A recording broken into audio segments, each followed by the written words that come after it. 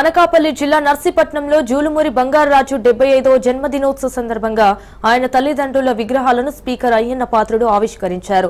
వ్యాపార రంగంలో జూలుమూరి జోగరావు అత్యున్నత స్థానాన్ని పొందారన్నారు.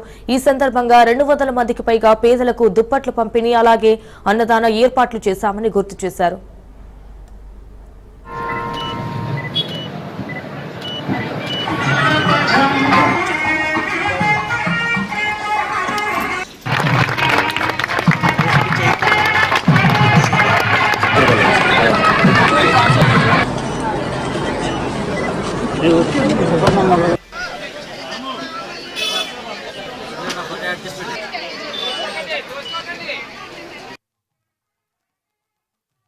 బంగారరాజు గారి 75వ సంవత్సరం పుట్టినరోజు సందర్భంగా మన అందరం కూడా శుభాకాంక్షలు తెలియజేస్తున్నామండి.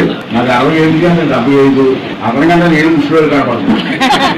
అతని కుర్రోళ్ళగా ఉన్నాడు. ఇంకా ఆరోగ్యంగా 100 సంవత్సరాలు హ్యాపీగా గడిపి ఫ్యామిలీతో మన ప్రాంతానికి ఇంకా అనేక సేవలు చేయడం కోసం భగవంతుడు ఆరోగ్యం ఐశ్వర్యం ఇవ్వాలని చెప్పి ఆ భగవంతుని కోరుకున్నాను. అలాగే ఈరోజు ఇదే సందర్భంగా నాకు కొన్ని రోజుల క్రితం బాబుగారు గారికి వచ్చి తాతయ్య గారు విగ్రహం పెడతాం ఉన్నామంటే మీకు తల్లిగారు మంచిదే పెట్టండి అన్నాం.